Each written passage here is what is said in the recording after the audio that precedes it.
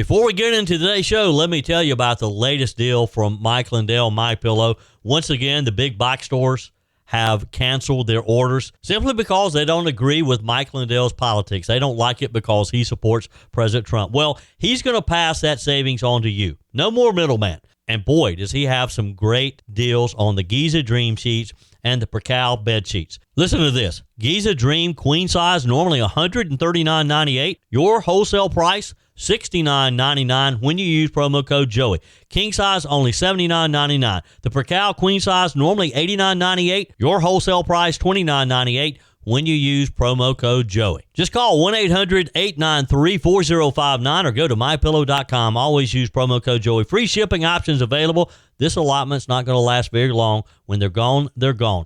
MyPillow.com.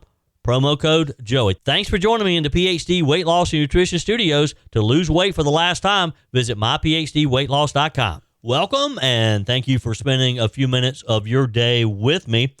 Here's what we're going to talk about today. More details coming out of Boulder, Colorado.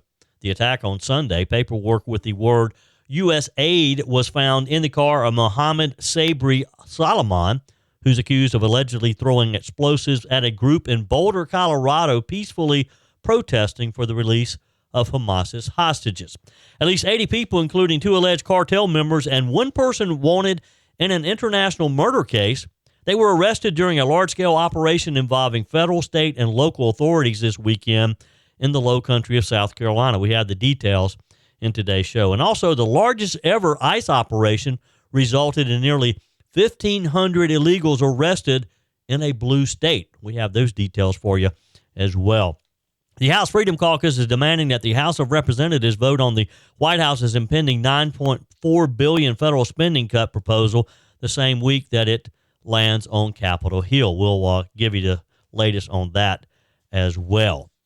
I told you we'd be back. And ye shall know the truth, and the truth shall make you free. It's Joey Hudson. I wanted to name it the Joey Hudson bill, but, they don't allow you to put names on bills. But I wanted to call it the Joey Hudson bill because I know that one's been near and dear to you for a number of years. That's how it's done. Let your voice be heard. And the truth shall set you free. Here's Joey Hudson. Investigators released additional information on the horrific attack on a group of pro-Israel supporters in Boulder, Colorado on Sunday. The man named Mohammed Sabri Salman is sitting in jail right now on a $10 million bond after he allegedly launched a Molotov cocktail attack on a peaceful pro-Israel protest, a group advocating for the release of hostages still being held in Hamas. So let's pause right here. This wasn't a brawl. It wasn't a scuffle. It wasn't a shouting match. They didn't provoke him. According to police, this man tried to set people on fire.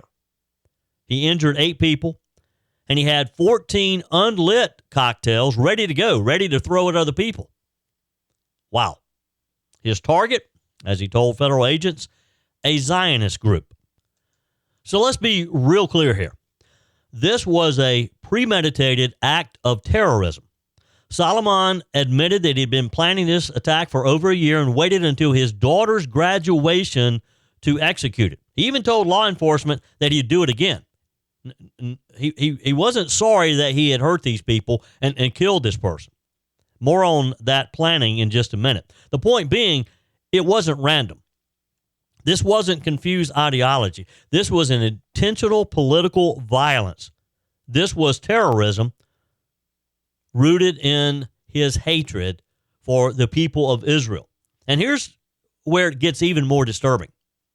Inside his car, documents marked U.S. aid, the U.S. Agency for International Development, the agency that has some notoriety now thanks to Elon Musk and Doge. The agency says he doesn't work for them, but someone needs to explain why those materials were in his vehicle at all, alongside paperwork referencing Israel and Palestine and a red gas can. So let's talk immigration. Salman entered the U.S. from Egypt on a temporary visa in August of 2022. That visa expired in February 2023. He overstayed it. He was still here over a year later, and the Joe Biden administration, the Kamala Harris the border czar, did not care. He's one of probably millions just like this. And not only that, the Biden administration gave him a work permit in March of 2023, even though he was already in the country illegally. They gave him a work permit. Hey, if you're going to be here, just go ahead and work so you can earn your own way.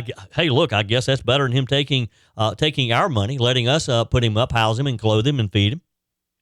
The man was not supposed to be here is the point, though. And yet he managed to overstay his visa, secure federal work authorization, stockpile materials needed for these firebombs, and commit a terrorist attack in broad daylight on American soil. Doesn't get more American than Boulder, Colorado. And if you're still wondering whether this is being taken seriously, let me read what the FBI director said. Quote, "We are aware of and fully investigating a targeted terror attack in Boulder, Colorado. This isn't speculation. This is an act of terror, and it should be treated like one, period. And I hope the FBI and all the other federal officials continue to treat him as a terrorist." And here's the other truth. There are real consequences to a broken immigration system and a chaotic visa process. People like Solomon are falling through the cracks, and in this case, those cracks turned into flames on Pearl Street in downtown Boulder. So to the families of those injured, and to every American trying to make sense of this, we all deserve answers, not spin. We deserve to feel safe at a protest, at a park, at a school, at any public area. We shouldn't have to worry about someone trying to set us on fire because we support Israel. We don't have time for maybe or wait and see when people are planning bombings in the name of ideology. This isn't just a Colorado story. This should be a wake-up call for everyone, and particularly federal officials. Now, again, as mentioned, this wasn't something that just happened. This guy wasn't walking down the street and happened to see this pro-Israel group of supporters wanting hostages returned, as we all do. We all want those remaining hostages. We want Hamas to turn them loose, to bring them back, turn them over to their families. So these folks were out there just peacefully protesting. He didn't just walk by and see them. He had been planning this. He decided that he would attack, and he had planned it for over a year.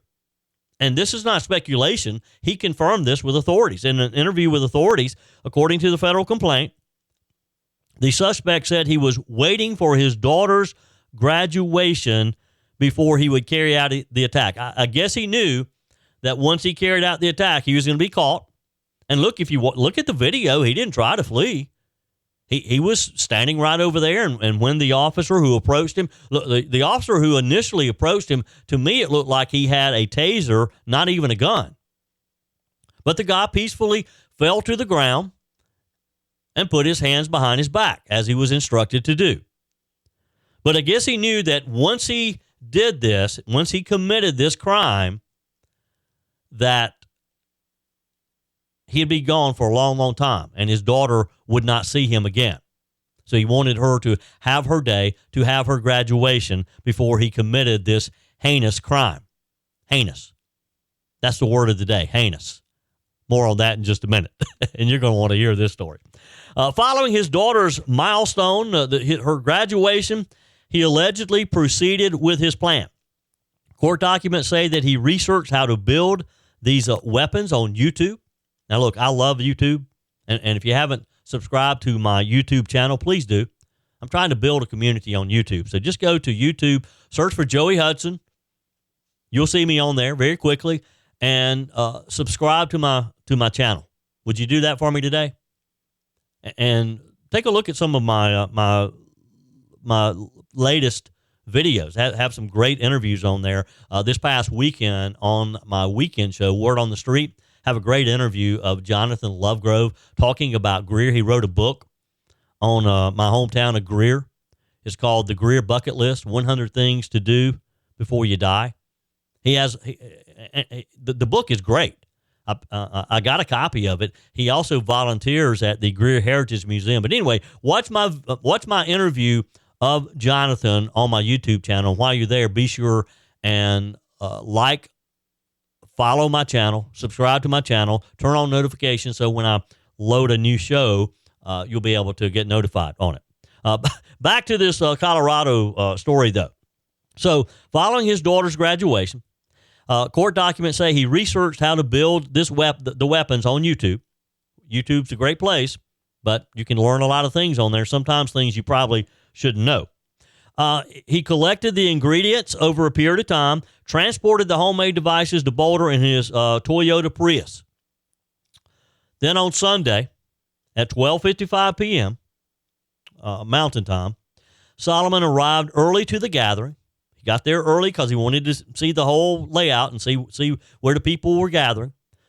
He told authorities that he discovered Run for Their Lives, which is the group that was organizing Sunday's event, that he had learned about them and that they had weekly organized events through social media.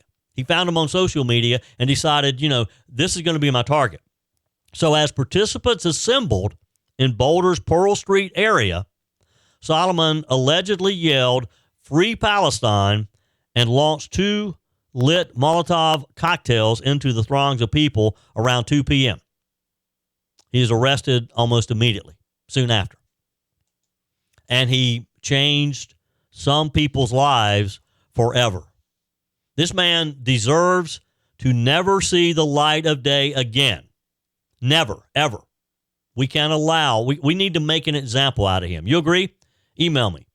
Text me. Leave me a quick message on the MyPillow message line. Joey Hudson here. America is facing a health crisis, and the answer isn't more meds. I lost over 30 pounds on the PhD weight loss plan without Ozempic or any weight loss shots. Don't settle for a lifetime of medication. GLP-1 injections like Ozempic help some people lose weight, but they come with side effects, high cost, and most gain it back when they stop. At PhD Weight Loss, we reveal Big Pharma's big secret. Your body already makes GLP-1, the appetite-fighting hormone. Our program helps your body make it naturally so you'll drop the pounds faster. With the PhD method, no side effects, no long-term risk, no rebound weight gain, just natural, lasting results, all without hunger or cravings. Right now, get a free body scan and personalized metabolic assessment. Discover your body's true potential without a shot. It's free and gives you the keys to your personalized plan. Do like I did and don't trade your health for a quick fix. Call now at 864-644-1900. That's 864-644-1900 or visit myphdweightloss.com, myphdweightloss.com. Always appreciate your text messages, your emails, your messages on the MyPillow message line.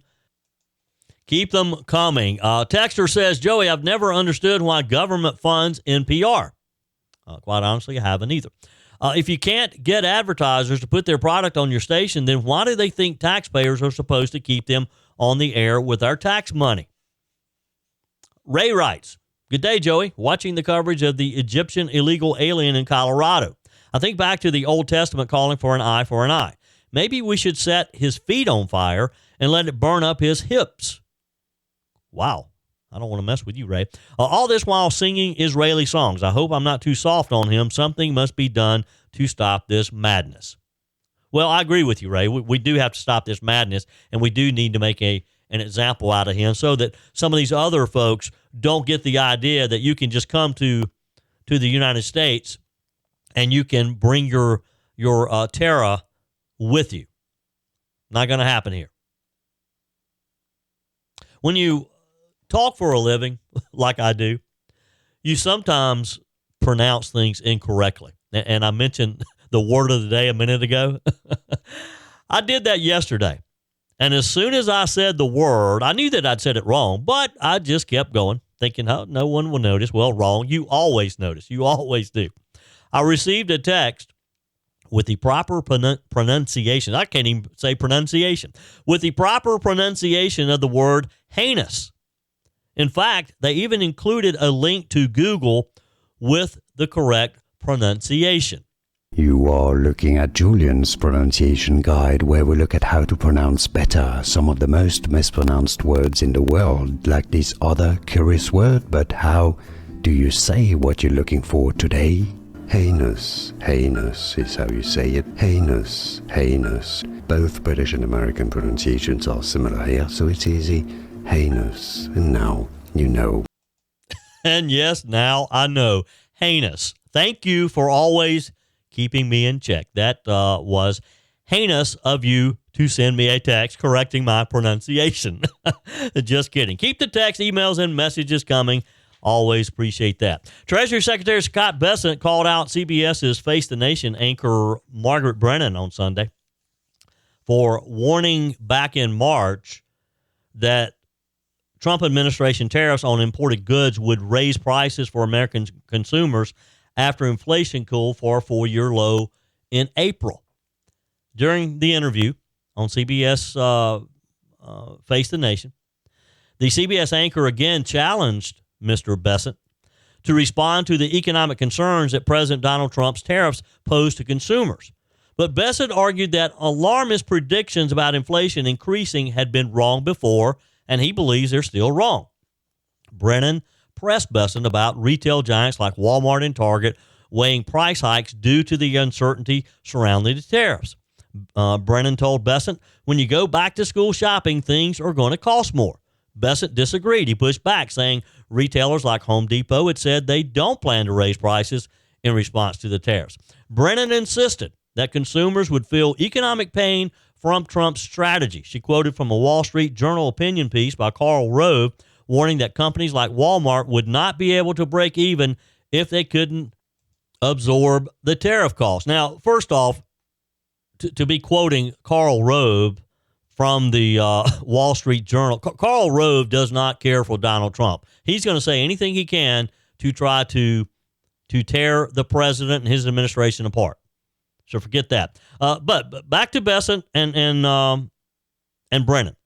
She said, but for consumers, the reality is there will either be less inventory or things at higher prices or both. Then Bessent reminded Ms. Brennan that back in March, when he previously appeared on Face the Nation, she had reported that tariffs could lead to inflation. Here's his takedown of Margaret Brennan. You know, because when you met with the Chinese earlier this month and you went down from the 145% tariff down to about, it's like 30%. 30% is not nothing, that tax on goods coming in here. Retailers are warning of price hikes. Well, when you go back to school shopping, things are going to cost more. But Margaret, some are and some aren't. Home Depot and Amazon said they're not. Before consumers, the reality is there will either be less inventory or things at higher prices or both. Margaret, when we were here in March, you said there was going to be big inflation. There hasn't been any inflation. Actually, the inflation numbers are the best in 4 years. So why don't we stop trying to say this could happen and wait and see what does happen? Just trying to gauge for people planning ahead here. And she quickly changed the topic. Just trying to help people prepare here, she said, to plan ahead. Boom. She didn't know how to respond. She kind of stuttered there for a minute, and that's unusual for Margaret Brennan. She's pretty quick on her feet. Just trying to gauge for people planning ahead, she said. Wow. During that March interview that Secretary Bessent referenced, Brennan cited a study from the think tank, the Peterson Institute, predicting that President Trump's then 10% tariffs on China and 25% tariffs on Canada and Mexico would cost U.S. households an additional $1,200 per year.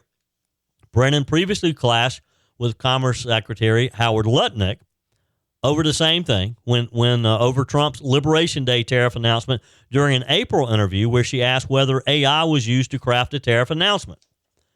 Of course, Trump's tariff strategy has faced legal challenges. Last week, a federal court ruled unanimously to block the tariffs that he had imposed on dozens of countries, just trying to level the playing field because they certainly have been charging us tariffs for a long time. Last Thursday, though, a federal appeals court temporarily paused the lower court's ruling, allowing the policy to stay put as the legal battle plays out. Just another example of these leftist Democrat groups challenging everything that the Trump administration does. Think about the things that President Trump has already been able to accomplish in a fairly short period of time. And had he not had all of these groups opposing him and trying to fight him, and these activist judges putting these roadblocks up every step of the way, think about what he really could have accomplished. But this was classic between Besant and Margaret Brennan, because really, she did not have a response. She didn't know how to argue with the fact that, well, by the way, our inflation, we've actually had the best numbers than we've had in about 4 years now, since Trump won. What do you have to say about that? You've been predicting this doomsday inflation and recession, but it doesn't look like that's happening, Margaret. So what do we do now? What do we do now? Wow. They just hate Donald Trump, and they hate America. They don't want us to succeed. Text me, email me, joey@joeyhudson.com. I have the story from South Carolina coming up where local, state, federal officials raided an illegal nightclub in Charleston County. It resulted in at least 80 people arrested, maybe more on the way. Before we get into that, though, let's talk about Operation Patriot, which just pulled back the curtain on something that every American deserves to know. And that is what happens when immigration enforcement is ignored in the name of politics, like we've seen for years now in some areas of the country, particularly in Boston, Massachusetts.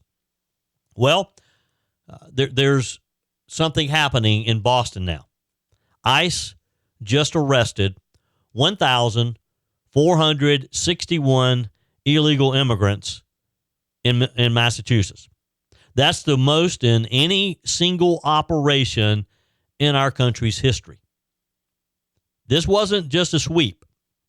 This was surgical and focused.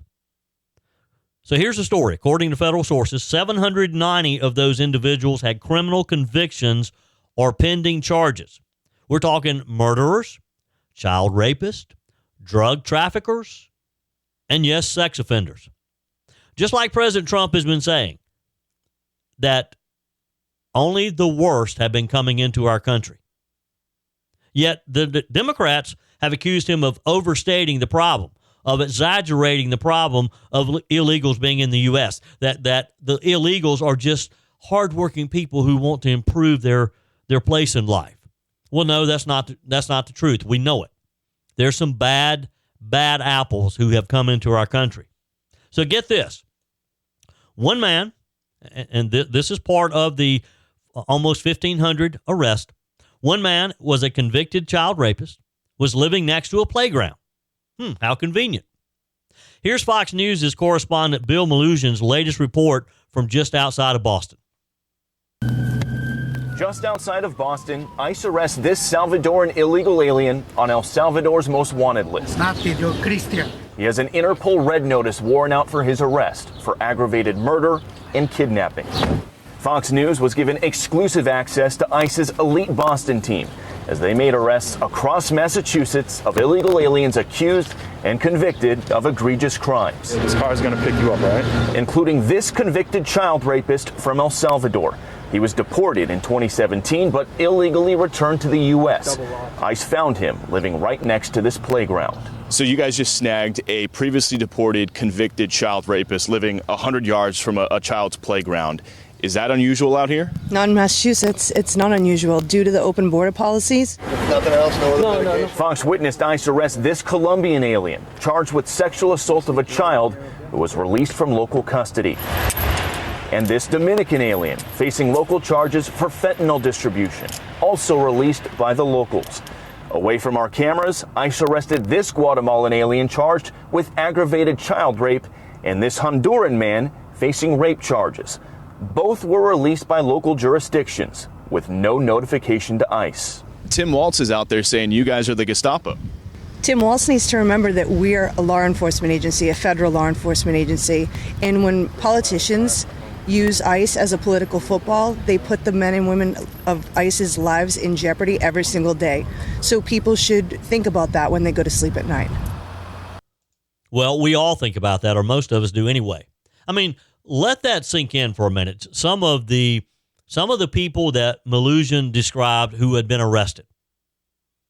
This is not about immigrants. This is about criminals, dangerous people who were known to law enforcement, requested for pickup, yet they were released back onto the streets of their community because local sanctuary jurisdictions refused to cooperate with ICE. They didn't like the idea of Donald Trump's ICE, or Joe Biden's ICE for that matter, arresting these illegals for the sake of politics.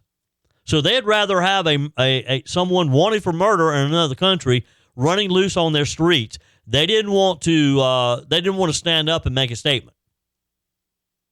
This operation happened without help from Massachusetts leaders.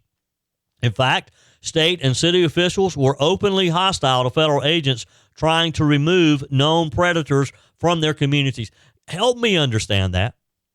Why would a local law enforcement officer be hostile towards federal agents who are removing criminals from his or her community? I get that it's political. I understand that. But isn't law enforcement, aren't they sworn to serve, protect, defend, to keep their community safe? Why would they care about the politics of this? A criminal is a criminal. I don't care where they're from, especially if they're a criminal because they came into our country illegally and happened to commit other crimes, or maybe they're running from crimes in their home countries. Governor Maura Healey says that she's disturbed and outraged, not by the predators, not by these sex offenders, not by the child rapist, but by ICE. She's demanding answers because one 18-year-old student was arrested. Yes, she has nothing to say about the child tied up and raped by another illegal alien ICE just arrested. Where is the outrage for that child? This is what happens when ideology outweighs safety. When your elected leaders prioritize optics over protection and posturing over prevention. Acting ICE Director Todd Lyons said it very plainly. If sanctuary cities turned these violent criminals, aliens, over to us instead of releasing them, we wouldn't have to go into the community like this. That's it. That's the point. When ICE notifies your local law enforcement agency, that guy that you have in jail right now, yeah, you picked him up because of a DUI or public drunkenness, but he's also a convicted child rapist from El Salvador. We want him after you finish with him. But yet, they're so opposed to Donald Trump cleaning up our streets, closing our borders, that they would rather oppose the Trump administration and oppose ICE agents who work for the Trump administration than to turn these criminals over. ICE isn't knocking down doors for fun. They're doing this because local leaders refuse to do the bare minimum, cooperate with federal law enforcement to protect their own constituents, to protect their own communities. How crazy is that? So let me ask you this. If your city shielded convicted rapists and violent criminals, would you call that leadership or would you call that negligence? Look, the city officials, the state officials of Massachusetts who allowed this, they should be charged for criminal activity. They should be charged. They should be thrown out of office. This operation, known as Operation Patriot, was only necessary because the system broke down, because warnings were ignored, because sanctuary policies became protectors of these predators. Make no mistake. ICE says they'll be back. This is just the beginning. Because as long as sanctuary cities continue to harbor known criminals, and that's what it is, isn't it? It like the judge out in the Midwest who helped a known illegal. She knew that agents were waiting for the release, and she literally helped them out the back door of her court. She's paying the price now. She's having to take responsibility for that, as she should. And that's what should happen to some of these other officials. If a local sheriff doesn't turn over a convicted child rapist to ICE because he's opposed to the Trump administration, although that's probably not a good example because I don't know many local sheriffs who don't want to put criminals behind bars, who don't want illegals sent back to their country. But there's some like that. But they're primarily the politicians. They're primarily the mayors and the governors of these blue states who want to make a statement. Well, again, look, ICE isn't playing around. We're going to see more of these large-scale operations like this. This isn't about politics. This is about safety, public safety. This is about common sense. This is about what's best for the people, the Americans, the U.S. citizens in our local communities, in our states, keeping them safe, keeping their families safe.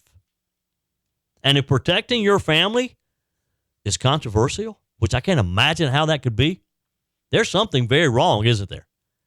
If it's controversial for you to turn over a known drug offender, someone who has been spreading fentanyl in your community because you oppose the Trump administration, there's something bad wrong with you. But this is just the beginning. Coming up, I'm going to tell you the story of a similar raid, a sting operation in the Palmetto State in South Carolina, where Governor McMaster, state law enforcement, federal officials, they too showed what you can do if you work together. That's coming up.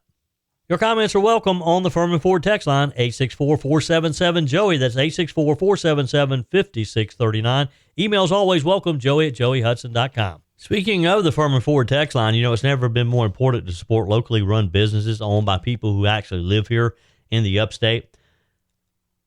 Let me take a minute to talk with you about our friends at Firmin Ford. If you're looking for a new vehicle, maybe a great pre-owned vehicle, one you can trust, or maybe you're looking to order that special vehicle. Either way, if you want a new one, a brand new one, or a pre-owned that you can trust, the folks at Firmin Ford, they're there to help you. Their name is on the sign because their name is on the line, because every single transaction is important to them. Jim Firmin, Matthew Firmin. They do business the right way. When you stop by, when you give them a call, or maybe when you just send them a quick email, you're always going to have access to a member of the Firmin Ford family. And by the way, they also offer great service, and you're not going to have to wait weeks and weeks to get it done. And you do not have had to purchase your vehicle at Firmin Ford. Doesn't even have to be a Ford. They service all makes and models. Visit my friends at Firmin Ford online at firminford.com, firminford.com. Often hear comments about, well, what's South Carolina doing to fight illegal immigration, to help President Trump with deportation of illegals here in South Carolina? Is Governor McMaster doing what Ron DeSantis is doing in Florida? Well, at least one operation is showing that South Carolina officials do, in fact, work hand in hand with federal officials. At least 80 people, including 2 alleged cartel members and 1 person wanted in an international murder case, were arrested at an unregistered nightclub during a large-scale operation involving federal, state, and local authorities this past weekend, and the details were revealed in a news conference yesterday. South Carolina Governor Henry McMaster, Attorney General Alan Wilson, SLED Chief Mark Kill, and officers from more than a dozen law enforcement agencies stood together at the news conference yesterday to share the facts of what happened amid a lot of rumors in Charleston County of what was going on. Charleston County Sheriff Carl Ritchie was there as well. Sheriff Ritchie gave an overall description of the sting operation. This past Sunday morning, an operation called Operation Last Stand, which was at the Alamo nightclub off of Highway 78, took place. This operation's success is in thanks to the great partnership between our federal, state, and local agencies. This particular location has been a source of a lot of disruption, crime, assaults, drug dealing, etc. going on in that particular area. There were 116 arrest warrants served. These were warrants that were already on file.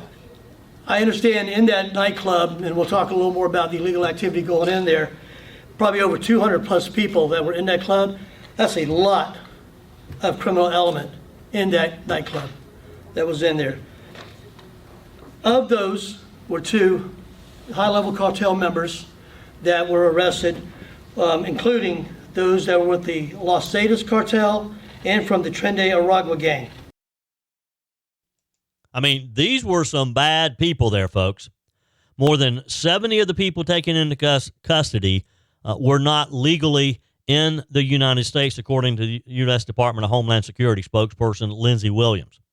All non-citizens taken into custody, we're told, were transported to the CE Process Center in Folkston, Georgia. Folkston is located in rural southeastern Georgia, about an hour north of Jacksonville, Florida. Another dozen or so citizens were also arrested. Anyone in the country legally was booked into the local detention center, according to Ms. Williams. In all, 116 warrants were served, and the investigation is ongoing, according to the officials. There could be more arrests.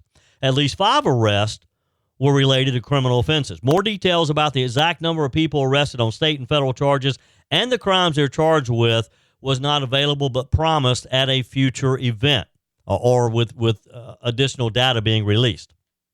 Law enforcement said that that information will be coming. Cardell Morant, special agent in charge of Homeland Security investigations, said it was a sting operation that hit a cartel after party.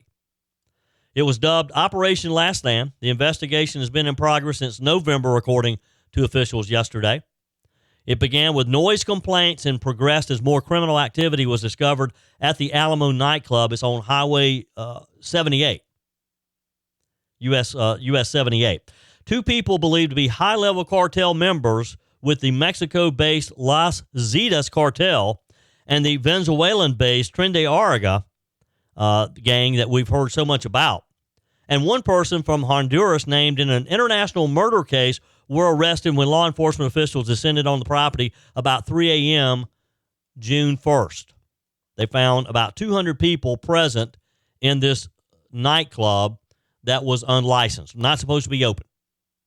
A number of potential victims of human trafficking, 10 juveniles, including 1 who was reported to be missing, were also at the club. Officials talked about how firearms were recovered, cocaine, a large quantity of bulk currency were also seized, according to Sheriff Ritchie. The club was located in a very remote area, according to law enforcement, which Governor McMaster pointed out it allowed illegal activities to take place literally in front of the community and in front of law enforcement. Middle of the night, black dark in a rural area in this sort of a club, and you had all these people out there. This was after 2:30, 3 o'clock, 3:30 in the morning. And you had all these arrests were made. You had trafficking victims. You had the missing juvenile. You had 1 international murder being sought by Interpol, which is based, as you know, international police based in Paris, France. 10 underage juveniles, they were in there at the bar with all these other people. Firearms recovered, cocaine seized, controlled substances confiscated, vehicles seized. So much currency seized, they had to send it to the bank and let them count it on one of those machines that they have. All of that going on right here under our noses for all this time. Now, how did this happen? One way it happened is when you don't have strong law enforcement, this is what happens. Well, they found out on Sunday that there's a new sheriff in town because Sheriff Ritchie is newly elected. He was elected in November, and he promised then that he was going to crack down on illegal activity involving folks in our country illegally. And I would say that this was a good way to start. Evidently, this investigation started soon after his election. The law enforcement released some photos and additional information about this club. It kind of looks like a barn. It's located in an industrial portion of Highway 78, but in the outer areas there. It opened in 2014, according to officials, and was shuttered for being a nuisance business in 2016 at a Hanahan location, according to the Post and Courier. Hanahan police detailed nearly 50 reports of public urination, drug possession, DUI, and assault at the former location. Deputy County Administrator of Public Safety Eric Watson explained there had been ongoing issues with the club for some time now.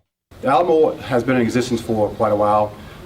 We've had a number of noise complaints. Most recent complaint was a noise complaint that kind of expanded to a violation because the owner expanded his property, and that launched an investigation for the county. He was found guilty in his absence. So it's an ongoing nuisance for the community. Well, that ongoing nuisance is not going to be ongoing anymore. It is closed permanently now.